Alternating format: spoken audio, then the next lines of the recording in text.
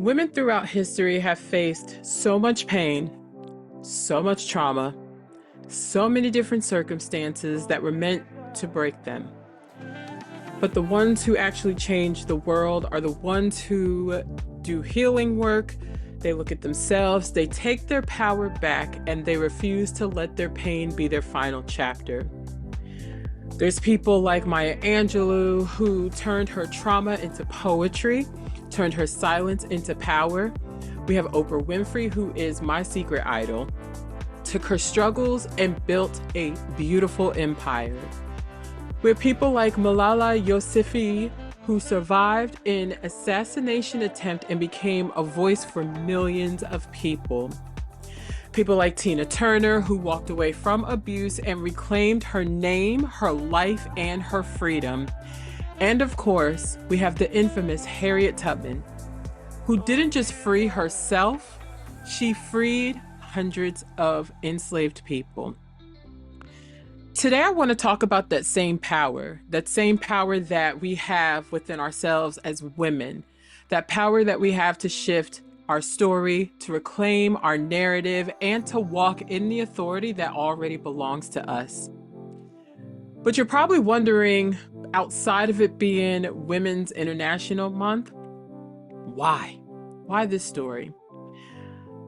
If you've been following me for a while, I am a very vulnerable person. I do not mind sharing my story because I feel like it is a part of my purpose and a part of my life's calling to share my personal testimony and help other women heal.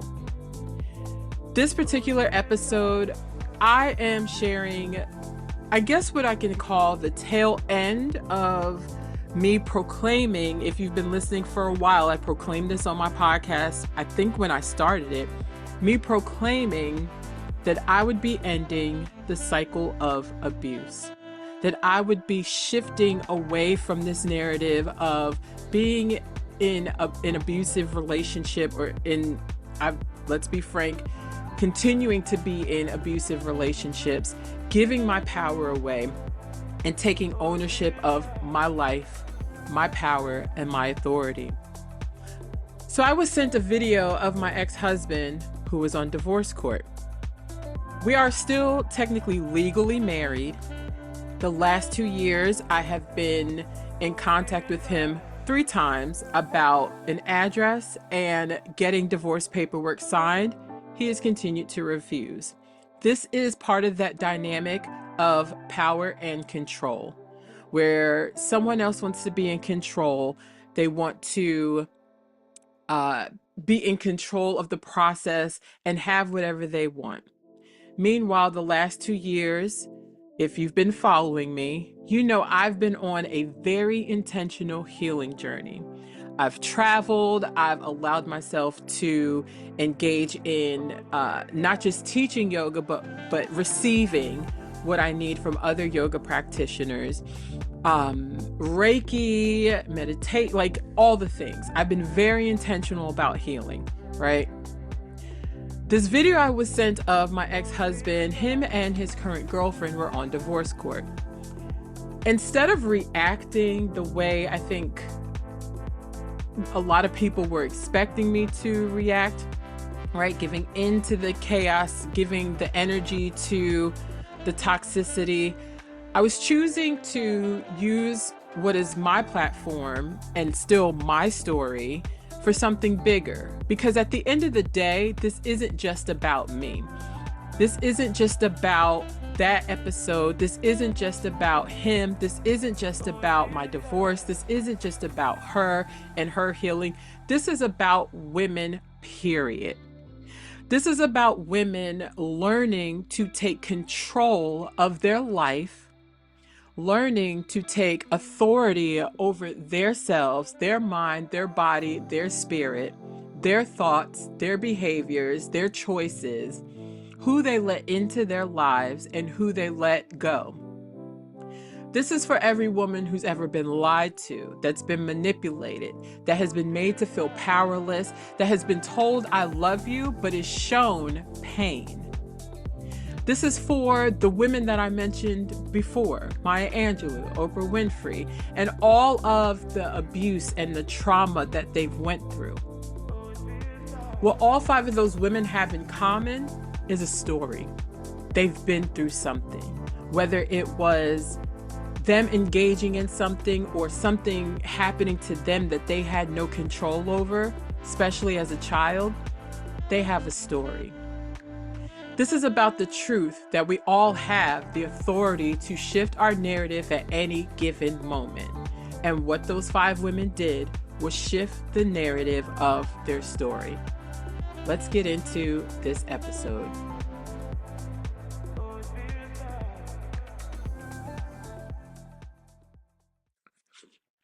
So before we get started, y'all know I like to do some good old breath work, get us centered, get us ready, because we're going to talk about 5 different things, okay? We're going to talk about reclaiming your power and choosing your story.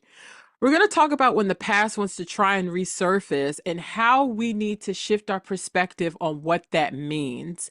We're going to talk about us women really owning our authority to be able to shift, right? We don't need permission to shift. We're going to talk about boundaries and protecting your peace, and we're going to talk about the role of truth and when it gets exposed, okay? So go ahead and find that comfortable seated posture. I love a good lotus pose. Take a nice big inhale and exhale as you settle in. Releasing any tension that might be flowing through the body or blocking any flow. Give yourself permission to let go.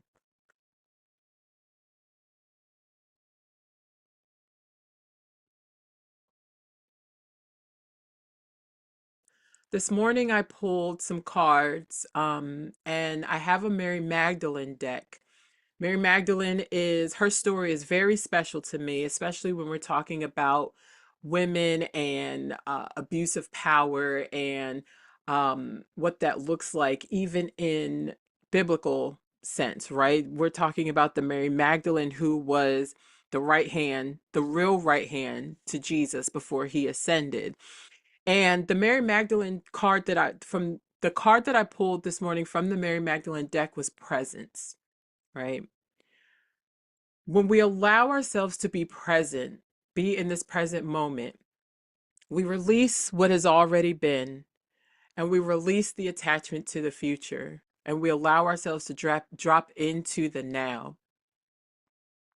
What are you holding on to from your past that you need to let go? And what are you allowing yourself, your mind, and your body to try and constantly create in the future that is actually asking you to be present now? Because the right now is where spirit meets us. The right now is where we start creating and building, and we can get the downloads that we need. We can reconnect to our intuition. We can feel into our body. We can reconnect to our power. We come back home to ourselves. So we'll take a nice big inhale and exhale.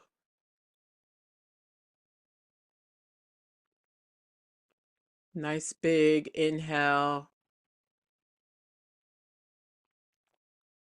and exhale.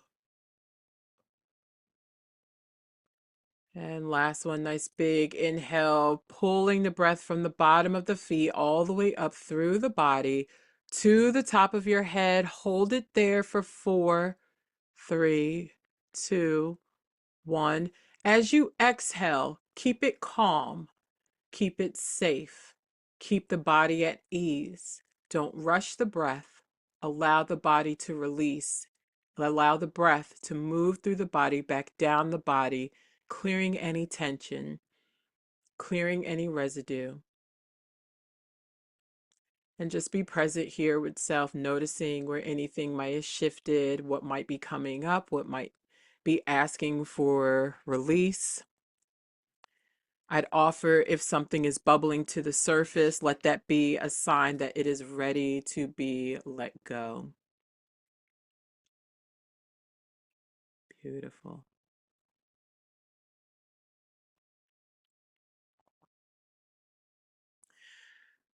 So we're going to start with reclaiming your power and choosing your story.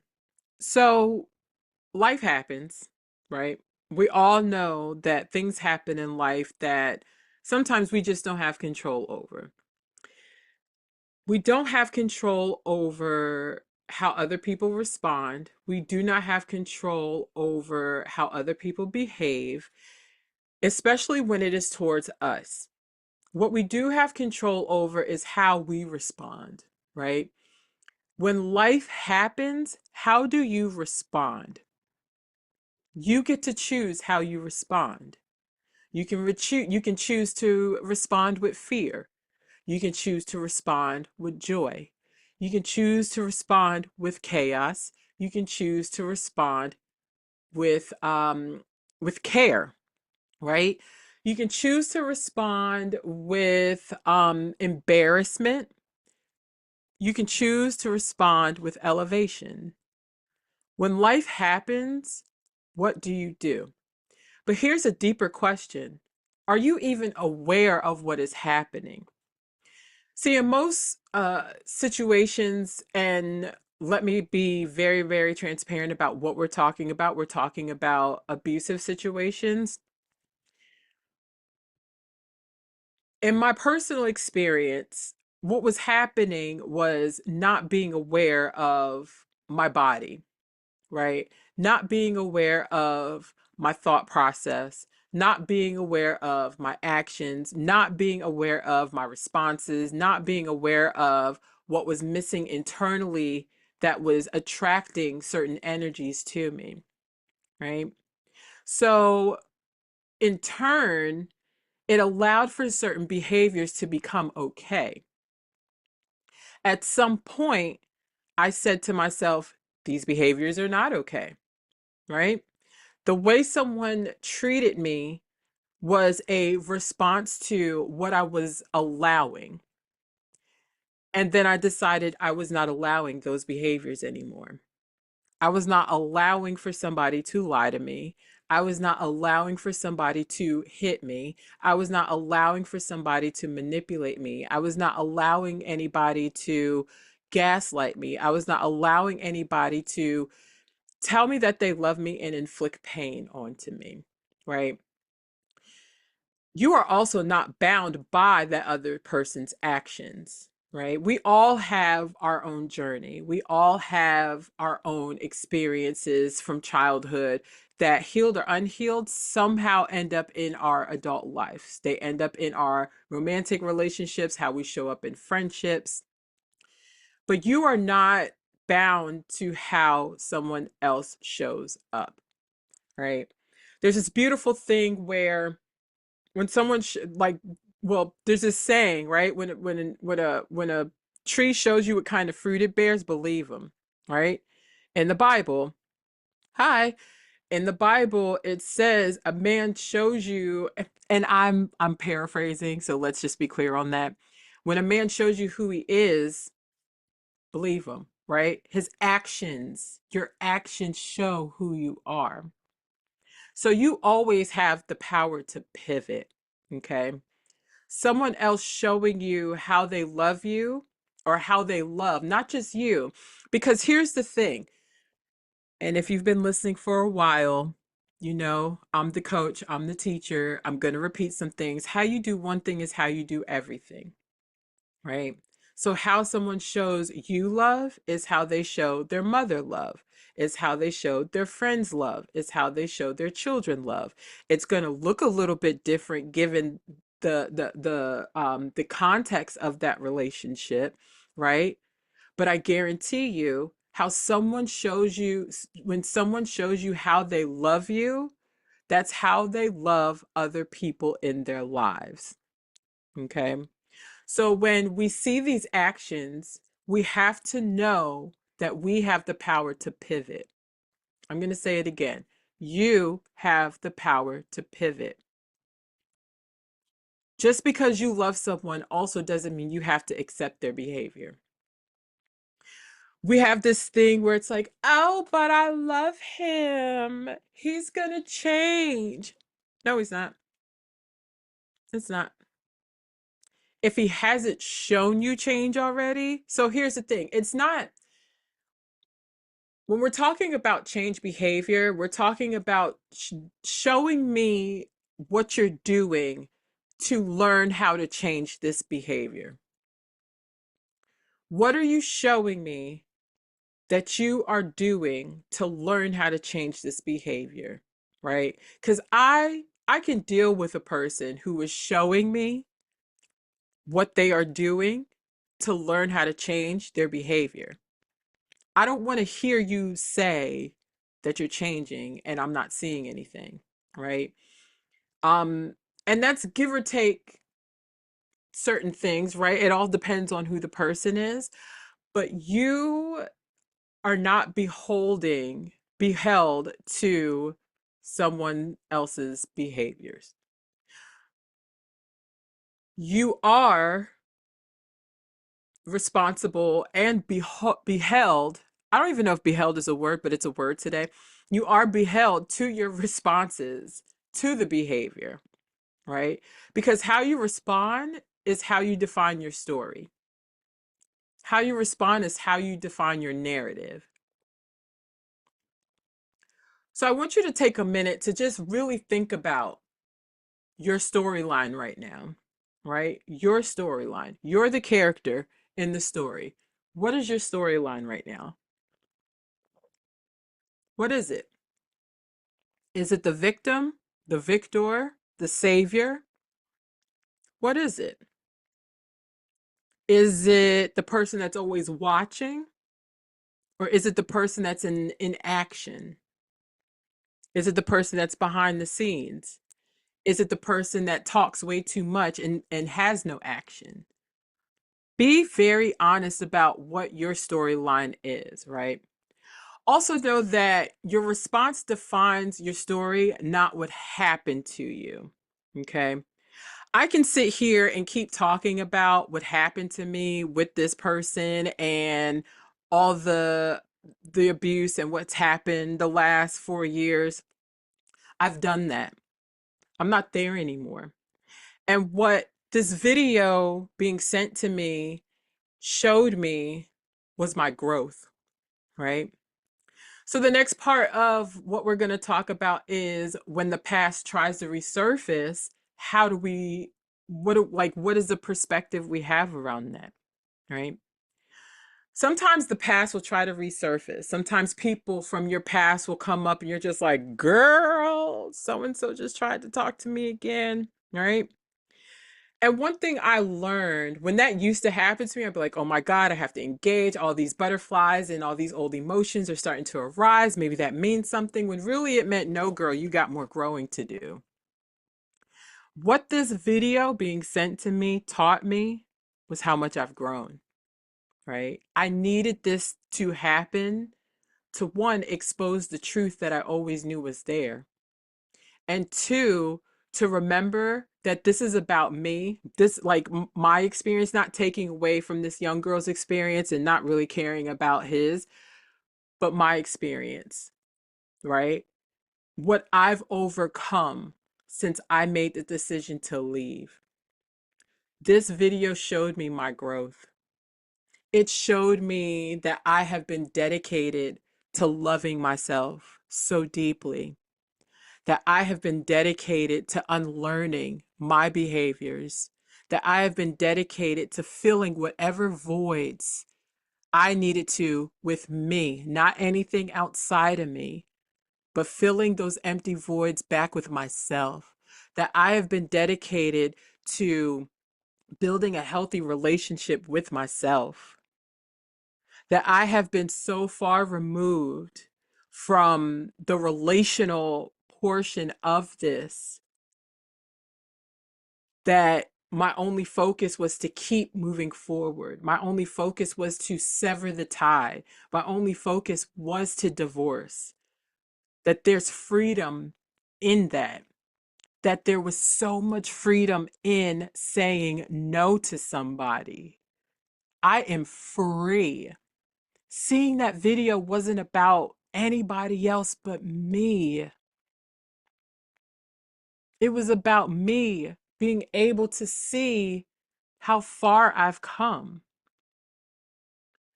It also showed me that the things that were used to hurt me, and not just in that relationship, right? In I have I'm very transparent. So if this is your first time here, hi. I speak about domestic violence and abuse, but I also speak about healing that and transforming, real transformation, right? But in other relationships with family, with other partners, with older partners, right? With friendships, there's friendship circles that I've left because it's like, oh, why am I begging to be friends with somebody? Right? It allowed me to see that I am no longer being hurt by the things that were used to hurt me. And I'll even give you one further. Love is my Achilles heel. I am a love bucket. I added love to my name because I am love. I am made from love. When God sent me here, it was because of love. I am dripped in love. Love is my language. Love is all in my heart space and in my soul. So love is used against me, right? But you know what I do with it? I fight even harder. I rise above it even louder. I vibrate higher with more love, right? And the love that's used against me, it's the love where it's like, yeah, yeah, yeah, I love you, whatever, girl. Give me what I want, right? But I am now in a powerful space of being able to say and see that what once would have broke me, whether it's the words that somebody says, whether it's the actions that somebody shows, don't hold power over me anymore. That is healing. That is the most beautiful place to be in. That what was once making me a victim is now making me powerful. It also showed me that I have learned emotional depth, that I have learned emotional grounding and stability, right? That I now know the difference between reacting from my wound, right? That hard place, that harmful place, right? Versus responding from a place of healing. If I was still hurt, this video would be a lot different. Somebody would have got cussed out. I'm just being honest, right? Somebody's phone would have got blown up, right? I wouldn't have done my due diligence. Me and one of my homegirls wouldn't have done a due diligence to reach out to this girl's family, right? Because that's not who I am, right? Even in the wound would have allowed me to react that way. But the truth of my being, I've done the healing work to allow the truth of my being to align with the way of my being, right? So I'm it's not even now me, it's not even here's the thing about healing, right? And understanding how you react. Mm, this just hit something. But and we're talking about reactions, period, right? It's our like when we physically fight people, when we argue with people, the things we say, the way we do, our behaviors, right? Here's the thing about healing. People know that you've healed from the way that you respond and react. Even in that's where our power comes from, right? You are in control of how you respond, right? If you're still in that broken space, it's you can tell, right? You can tell.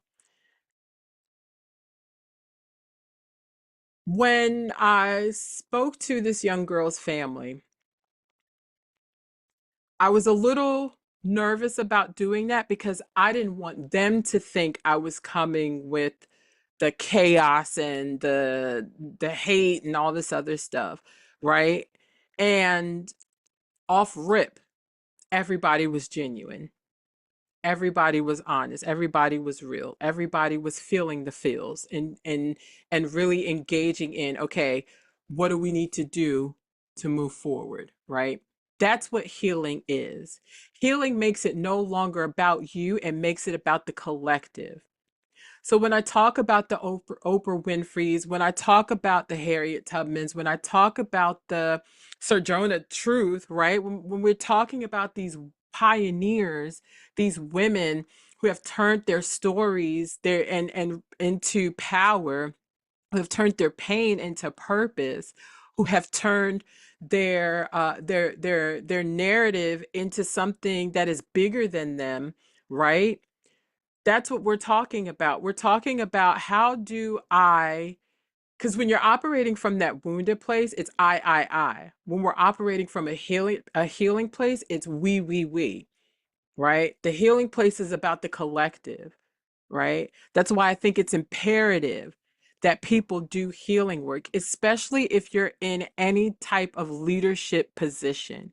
If you're in the helping field, if you're in the spiritual field, if you're in any field that you're in where you are a leader, you need to do your healing work. You need to do personal and professional development constantly because there's no way you are leading people effectively, even in a household.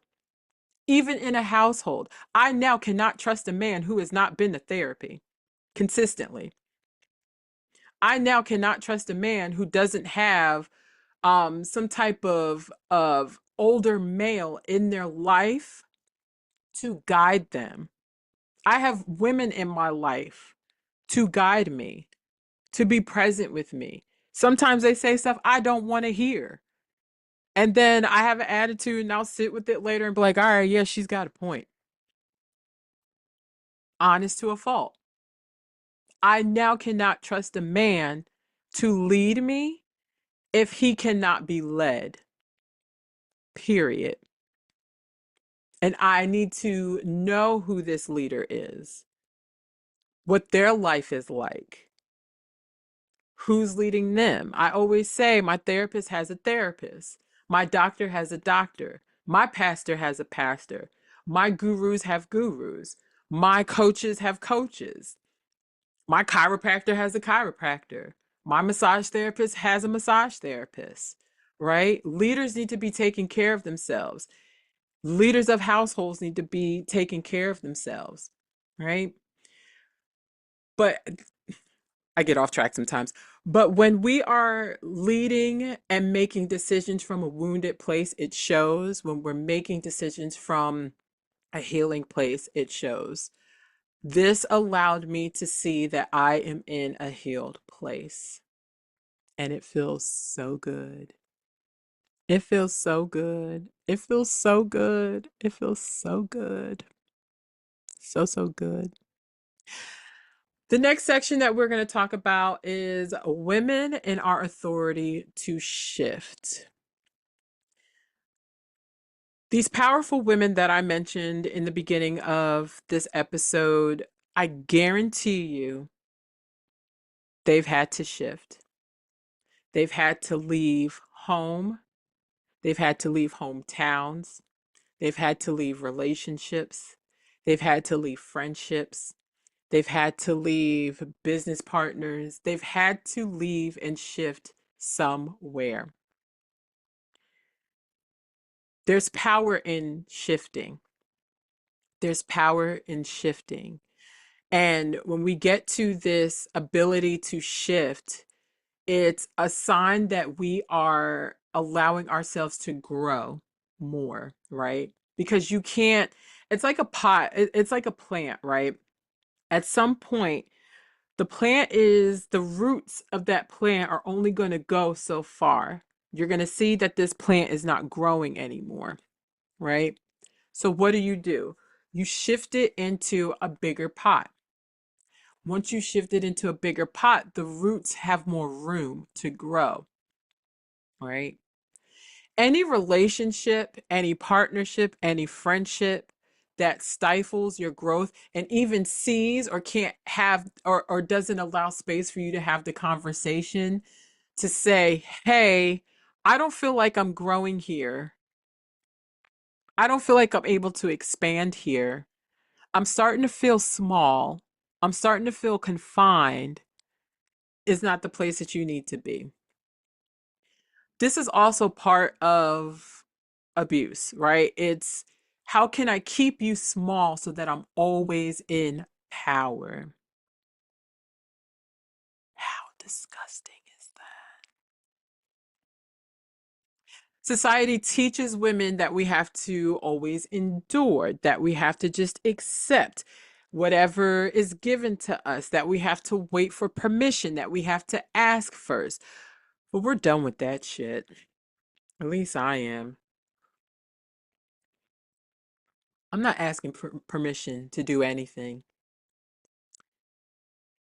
No, I'm not enduring anything, right?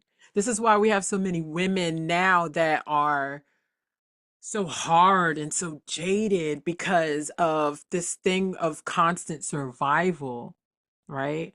When the rest in the trust and the the thriving is in the release. It's in the relaxation of the body.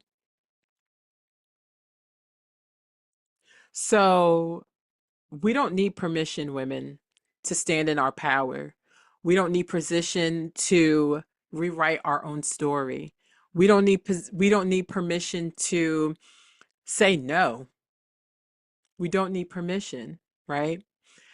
I do want to address safety concerns, right? Even with that, do you have trusted women around you? Do you have trusted women around you? Do you have a set of women, a set of girlfriends that you can say, hey, I don't feel safe and I need help?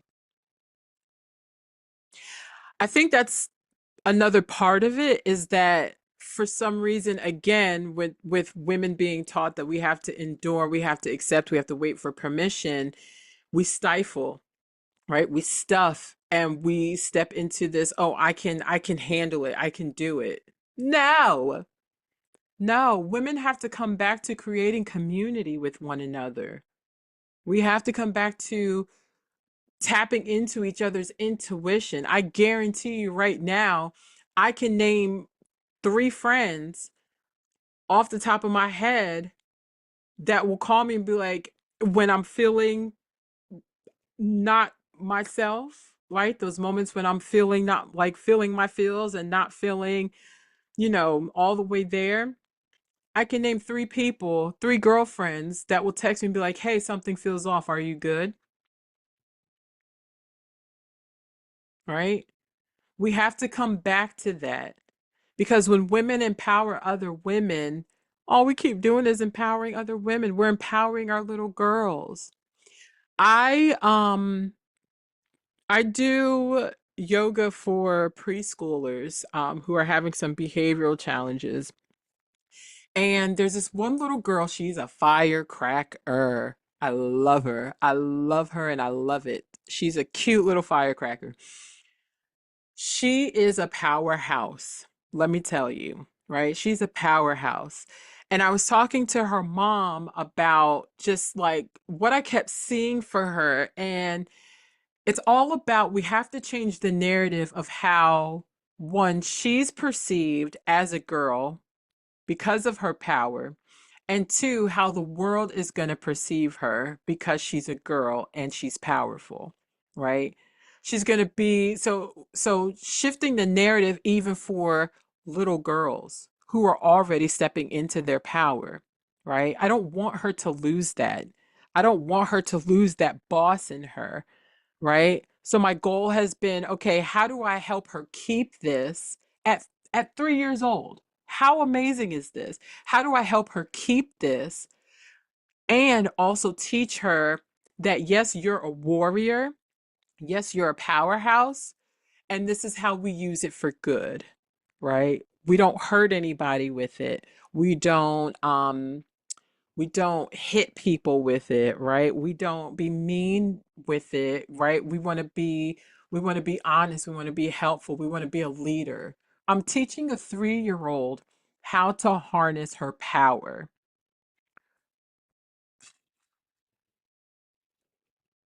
It's wild. It's wild. 444. It's wild. It's wild. And it's a beautiful thing to see because then I see women my age who have so much power, but it's anger, it's rage, it's fear. They recluse, they curl in, they hide, they allow other people to dictate how their life needs to go. I'm guilty. I've been there. But again, what seeing this video has done for me has made me look at how far I have come, how much of my power and my authority I have taken back. The very key that I was giving permission and giving away to other people, I was giving back to myself. And now I am the full owner of this home, of the keys to every door. It's a beautiful place to be in. Every time a woman steps into her power, she shifts the narrative not just for herself, but for all women. Oprah Winfrey stepped in her power, shift the narrative, not just for herself, but for all women. I remember growing up and watching Oprah Winfrey, and something in me was just like, oh, yeah, that's cool. I'm going to do that. Fleeting thought. And the older I got, I'm just like, oh, oh. She paved a way. She paved a way. When women step into their power, they change the story. You know, Monica Lewinsky just came out with a podcast. I haven't listened to it yet, but it was really random that I found it. And I think it's actually called something along the lines of shifting the narrative or something to that effect. And I was just like, huh, oh, this is interesting. This is very interesting. Because what do we know her narrative to be? We know Monica Lewinsky to be the person who slept with Bill Clinton, the famous dress with the on it, right? Here we are, what, 20 plus years later, and she's got a podcast shifting her narrative and talking to other women about the power in shifting your narrative, right? For some reason, men like to take control of women and create a narrative that is not true. And then what they do is, and I'm living this on another scale in uh with my son's father. Who the fuck cares? And then what they do is that narrative that they created, they go tell it to everybody that wants to listen. And they'll keep lying about it and lying about it and lying about it and lying about it and making up a story, and until they don't even remember what the narrative is. But you have control over the truth, your story, your narrative. And again, it's always going to be how do you show up, right? What is the aura and the energy that arrives? Because one thing I know for sure, one thing I know, two things for sure. I don't care what this mouth says, that behavior and that aura is going to speak for itself. The aura is always going to speak for itself. Weakness has an aura. Power has an aura. Boundaries have an aura. Truth and integrity has an aura. It's going to show up on you. It's always going to show up first. We also, as women, have to remember that protecting our peace is power. Setting boundaries is power. I, after seeing this video, had to set a firm boundary with myself. As much as I want to help this family and help this young girl, I also don't want to be attached to this individual anymore. Hell, I've been trying to get divorced for the last 2 years, and it's set in motion to still happen. I just had to redo some things. We'll keep trying some things. But I do not want to be attached to this individual. So I set a firm boundary with myself that I would no longer play the savior. If you read Married to Trauma, I talk about that in my book, right? How a lot of a lot of some of my stuff was playing savior, right? Because I was looking for somebody to save me, so it was easy for me to go save somebody else. I'm not there anymore. Not there anymore. Not there anymore at all. Right. So a part of me protecting my peace is setting boundaries. One, with myself. If you can't set boundaries with yourself, you can't set boundaries with anybody else. Right. And two, setting the boundary with other people. Right. This is also where we take back control of the narrative, where we take back the ability to remember our why, right? Stay intentional about why we're doing something. Um, again, when I knew I was going to respond to this video, I wanted to be clear on why I needed to respond and how I was going to respond. Because let me tell you something. Another thing I've been protecting, one, my brand, because I'm building a brand. Two, my future husband, my future children, my future coworkers, my future um business partners, my future everything that's in my future that I know is coming to pass. Whatever I do now, it has to be intentional because it will protect my future. Everything and everybody in it, right? The next thing that we will talk about is boundaries and protecting your peace, right? You don't have to engage with every energy that doesn't align with you, right? I think we feel like just because certain things come to us, we have to engage with it. We don't, right? You definitely don't have to engage ASAP, right? You don't have to be so quick with the engagement either, right? Take a pause. That was a word for somebody. My God, I didn't even catch it till it came out my mouth. You don't have to be quick with the engagement either. Mm. Sit back. Listen to your body. Have a talk with God. Let your ancestors say to you, this is a part of your path. Right, right, right. Take a moment to yourself. Like I told one of my girlfriends, I said, girl, I need a minute. I need a minute. I need a minute to be with me, right? Because I'm going to be honest, a little bit of anger started coming up, but I didn't want to respond from that place. A little bit of sadness started coming up, but I didn't want to respond from that place, right? I wanted to make sure I responded in a way that wasn't just about me, wasn't just about that video, but was about how can I continue to be a catalyst for women and use this as a teachable moment to set boundaries in place and to protect your peace, right? So even in terms of being in relationship, because right now Venus is in retrograde, Mercury is in retrograde.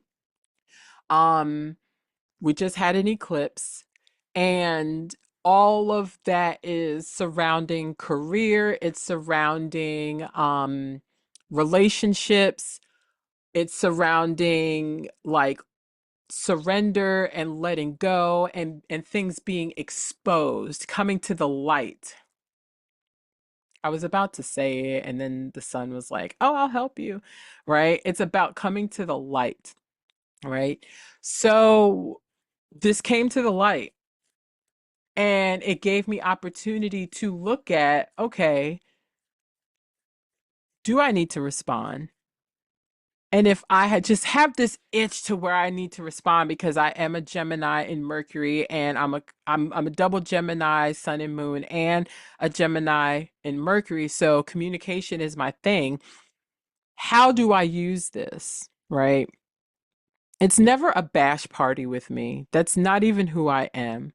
It's always going to be what is the learning moment that we can take from this for myself and for everyone else? And how can I open up the gate for other people to learn also?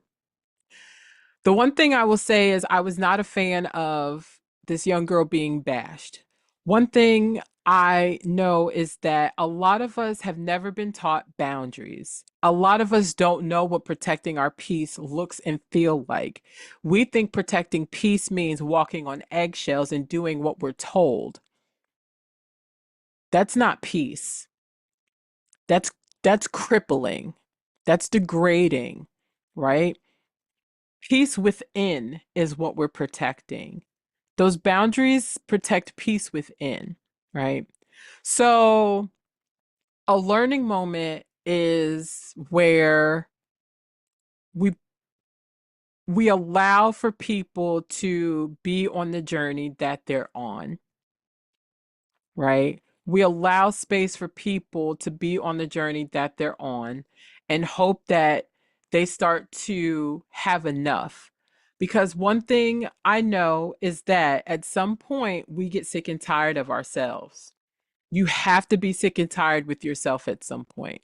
Some people don't, and I believe they are demons, and that's fine. They can stay over there. But you have to get to a point where you are sick and tired of yourself. Women who step into their power at some point got sick and tired of other people's stuff, of accepting other people's garbage, and allowing themselves to constantly be found on the floor. Maya Angelou was not going to keep allowing herself to be on the floor. You know what she did? She wrote poetry. You know what happened then? She became a noble person that we all know. She's probably got accolades, and forgive me for not knowing off the top of my head, but we know who Maya Angelou is, right? Oprah Winfrey, we know her story. I'll even bid you one further. The judge that was on divorce court, Star Jones, we know her story. We know her story. We know her story. But you know what she did? She set boundaries in place and she didn't allow that embarrassment to become her narrative. She turned that into something beautiful and still allowed herself to walk in the divinity that God had for her. God wants you to choose the abundance. God wants you to choose the abundance. Getting hit is not the abundance.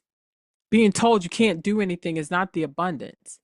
Being around people who hate you is not the abundance. Being in a relationship that stifles you and doesn't allow you to expand and be free is not the abundance. I will be single for the rest of my life if that meant choosing a partner that was going to stifle me. I need to be free. I am a literal bird. I like to travel, right? So, what are your boundaries? How are you protecting your peace? Because in that is where you also find your power. We can't be afraid to be by ourselves. I get so much more done being by myself. I get to be my full authentic self being by myself until the right people come along. And I'm not just talking about romantic relationships, I'm talking about friendships too.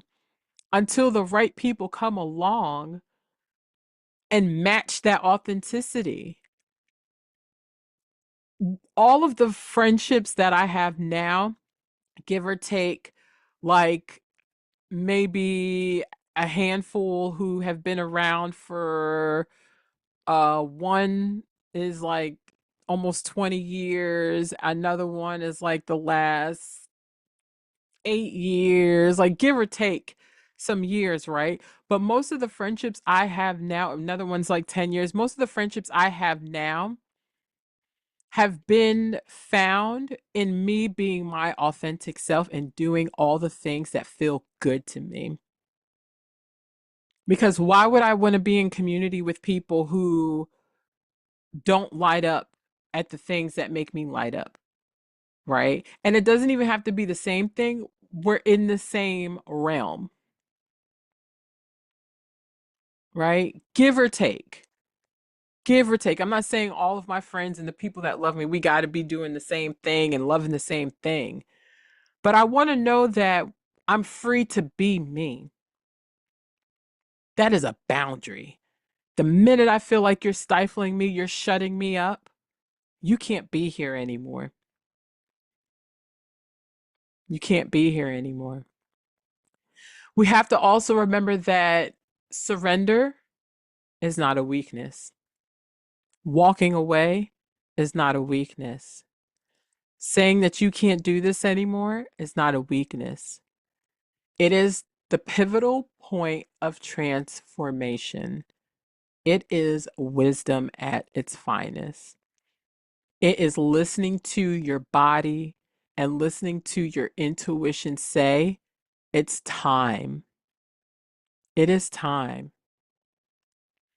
I will never let anybody play my narrative of leaving when the truth was it was time because I was choosing me. I was choosing me. I was choosing health and happy. I was choosing abundance. I was choosing the world being my oyster. I was choosing love. I was choosing joy. I was choosing the fruits that feel good to me. I was choosing a relaxed nervous system. I was choosing a calm body. That is my narrative. Those are part of my narrative. What you choose is how you respond, and how you respond is proof of your narrative. There is strength in blocking, detaching, moving forward without looking back. Do not look back. Do not look back. And at some point, I was like, oh, but if I do a response, right, it's going to look like I'm looking back. I'm still there. No. Because again, seeing this video gave me the checkpoint. It's like when you're traveling, right? And you're about to run out of gas and you're like, okay, I could push it a little bit more, but maybe I need to stop for gas soon. I'm not sure where a gas station is. And then all of a sudden it's like, oh, gas station, like a half a mile ahead. And you're just like, cool, let me just go ahead and stop. This was that stop for me, right? The checkpoint, right? You get to that gas station, you fill up on gas, you check to make sure you got enough windshield wiper fluid. If you need any snacks, whatever, you check in. You check in with where you are on the road trip. How many more hours do you have? All of the things. This was that for me. So, no, I'm not embarrassed. God, no. No, no, no. I'm not embarrassed at all. But I know the truth. We know the truth. This was a checkpoint for me, and it was a beautiful checkpoint because it allowed me to remember how much work I've done, that I have finally decided to not look back, that there is nothing back there for me, and that whatever is there, I've already brought it with me, which is the wisdom. The body holds so much wisdom. That's how you step into your power, by not looking back. You take what you need and you move it forward. You don't need a lot of luggage. You don't. And last, we're going to just kind of chat about the role of truth in exposure. I don't care how much people think they can get away with,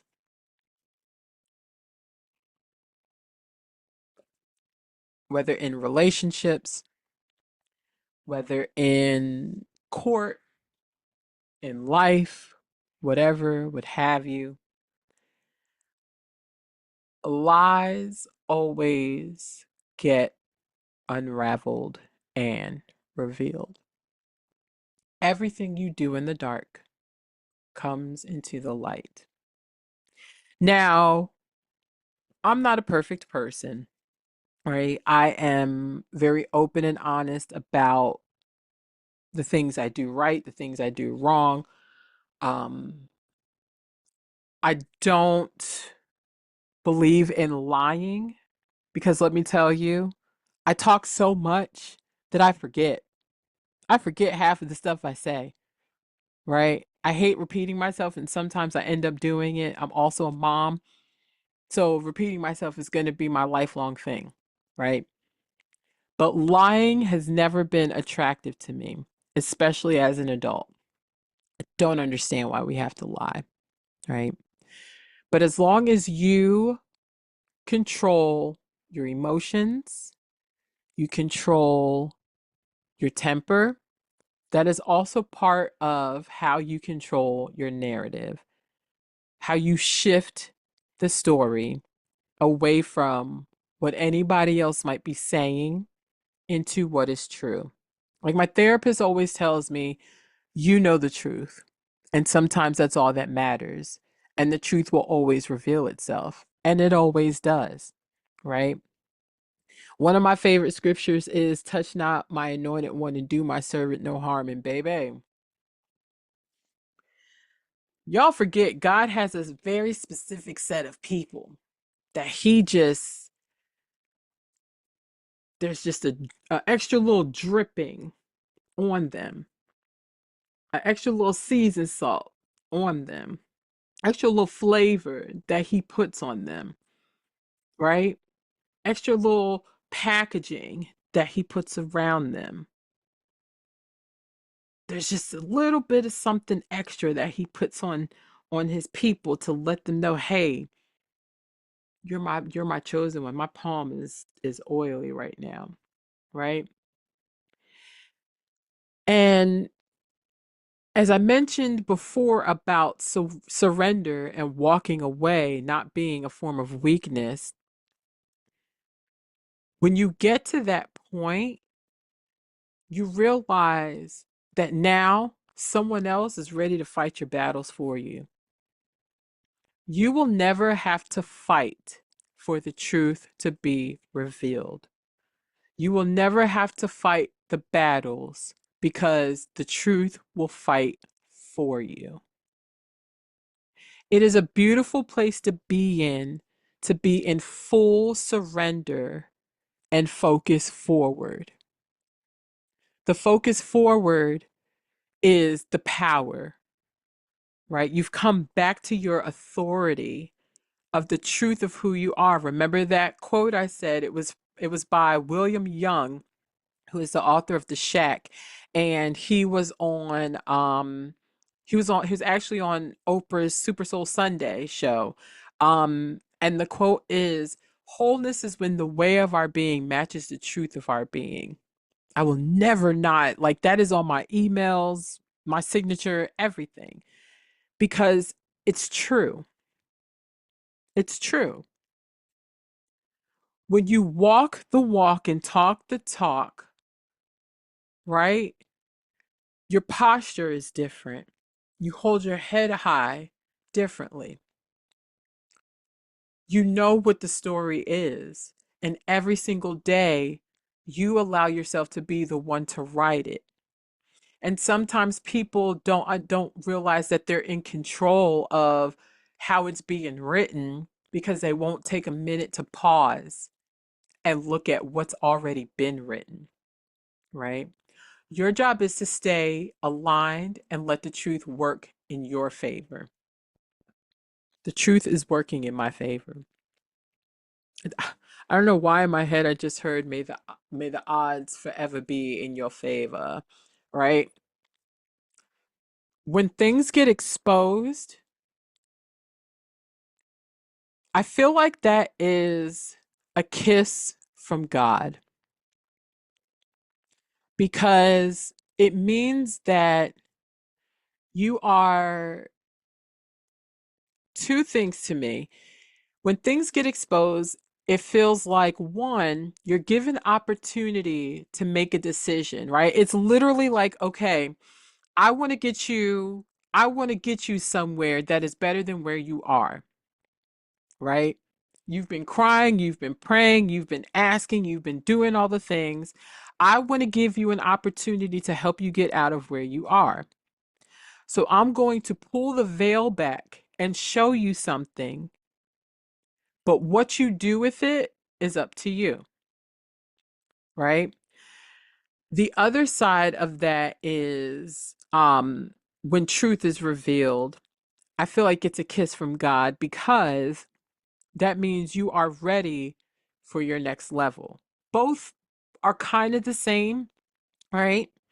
But sometimes you kind of don't have a choice in the moving forward. You do, right?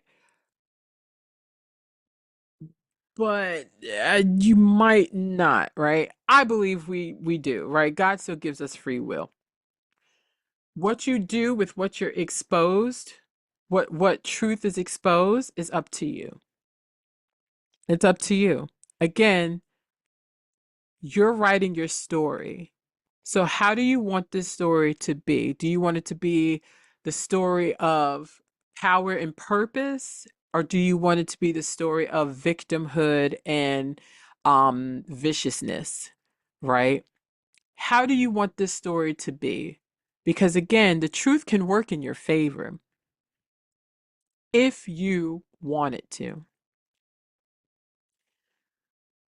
So something that was kind of sitting with me was this thing around advocacy. If you've been here for a while, you know that I advocate hardcore for healing from domestic violence, that I've learned of all kinds of domestic violence, literally from mother child sabotage, uh, domestic violence and how it plays out in court, physical abuse, spiritual abuse, financial abuse, all of it, right? And when like, I was talking to my therapist about this, and we were talking about like what came to me was advocating with boundaries, right? And it's this thing of like speaking up without having to fully sacrifice yourself. Because again, we want to ensure that we are protecting ourselves, protecting our narrative. And I'm sorry, savior complex isn't playing to my story anymore, right? So after seeing the video, I had reached out to someone close to the young girl. And like I said, it wasn't to cause drama, it wasn't to be messy, but because as women, there's this great responsibility of, hey sis, I need you to start loving yourself. I need you to start looking at yourself. I need you to see that you deserve so much more than what you're allowing for yourself. That power is what I wanted to stand on. And what I learned only confirmed what I already knew is that cycles repeat themselves when one, no one speaks up and no one extends a hand, and when people aren't ready to change. But here's the thing, I've done a lot of advocacy work, and it's not just with abuse. I advocate for early intervention programs for ages 3 to 5. I advocate for kids in schools, in school districts, to get the proper IEPs and services that they need. And I advocate for Head Start, right? Preschool, anything preschool, I'm advocating for it, right? Not just Head Start, but anything that is the betterment of mother, child, and preschool programs, those early ages, I'm advocating for it. In addition to the advocacy work around abuse, the advocacy work around proper education in individualized education plans for kids in the public school. But one thing that I've learned about advocacy is that you can support yourself without sacrificing yourself, right? You can care about something without overextending. You can stand in truth without stepping into the fire because you've already been through your fire, right? Why should you get dragged through somebody else's? I think advocacy is, especially in the times that we're in, advocacy is something that is a powerful thing for all of us to step into, but to learn how to do it within boundary, right? A lot of the women that I spoke about, they stepped into advocacy from their own personal trials and own personal tribulations, right? Tina Turner used music to advocate around abuse and trauma, right? From her own experiences. We've seen the movie, it was wild, right? Harriet Tubman, it might have not been the advocacy that we see today, but she did advocacy work, advocating for people to come up to the North, right? Not stay in the South, really travel and create that railroad, that underground railroad to bring people to the North, to bring enslaved people to the North, to get free, right? So when we talk about our narrative, we're also talking about how are you advocating, right? I could have easily just been like, oh no, forget her. Like, she got to figure this out on her own. That was not going to sit right with me at all. That was not going to sit right with me at all. That was not going to be okay for me at all, right? Because I'm a woman before I'm anything else. I am a woman before I'm anything else. Me and my grandmother have this conversation all the time with my brothers, with the men in my family. I am a woman before I am anything else. And on top of that, I am a Black woman before I am anything else. It is not in my DNA to tear another woman down, especially another Black woman down. The third role that will never change, regardless of how people are trying to change it, I am a mother. I will never tear another woman down. I will never tear another Black woman down. And I will never, ever tear another mother down. The women who find doing those things acceptable, how dare you? How dare you? How dare you?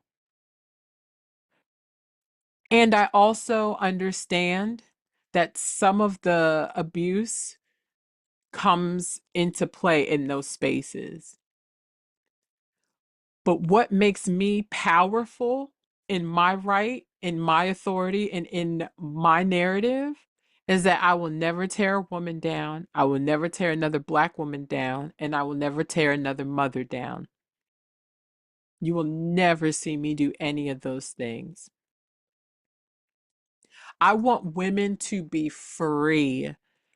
I want us to get back to screaming in the jungle and running around the jungle naked and being merry and laughing and whatever women do, and being soft and being in our feminine and being supporters of one another.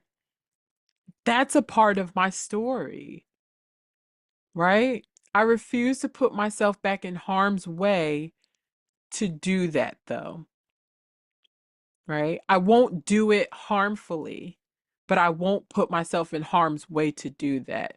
Listen to that again, right? As much as I want women to be free, I won't put myself in harm's way, but I will never harm another woman. This is what taking your power back looks like, right? It's not just about breaking free from the past, it's about protecting your future, it's about knowing what your role is. Sit with yourself. Why is everybody afraid to sit with themselves? Sit with yourself. It's the most beautiful thing that you can give to yourself. If you recall the beginning of this episode, I shared about the Mary Magdalene card that I pulled, presence. Your presence is a gift, But if you can't see it as a gift to yourself, you're giving somebody else the key to your story. You write your story. You writing your story is going to start with you being present with yourself. It's going to start with you loving yourself. It's going to start with you looking at all the shit that you keep refusing to look at for yourself. It's going to look at you asking for help. It's going to look at how it's going to be you looking at how do you actually treat people and how do you want to treat people, right? Taking your power back is not just about breaking free from the past. It's about protecting your future. It's about knowing your role in your story and when to step back and when to let others take their own journey, right? Because as much as we would love for other people to be a part of our stories and vice versa, everybody is not capable. We timeline shift, right? We timeline shift, and everybody can't go with you. That's why I am sharing this. Again, it's not for him, it's not for them, but it's for us. It's for every woman who needs to know that walking away, choosing yourself, and reclaiming your power is not just possible, it is very, very necessary for you, your growth, your life, your purpose, your legacy. When we're stepping into your next chapter, this moment is proof for me that I am free, that I have elevated myself, and that I am stepping into a life that fully belongs to me, that I get to create, that I get to write. I don't have to live and play by anybody else's rules. I want you to know that you have the power and the authority to do the same thing. There is no one that you have to ask permission from to do this. You don't have to wait for a perfect moment. You can actually start right now. You don't have to stay in a story that doesn't serve you. You don't have to keep characters in your story that are not playing by your rules, that are not owning their character flaws, and that are harming the main character, which is you. You can rewrite your life at any given moment. You have the power and the authority to reclaim your story. Our affirmation for this episode is I am the author of my own story. I stand in my power. I choose peace. I choose love. I choose truth over everything that does not serve my highest and greatest good. So just take a moment to sit with yourself, be with yourself. Look at what you're thinking about that is bringing tension to your body and ask yourself if it's time to let go. Love yourself, love on each other. I love you all for free. Until next time. Bye.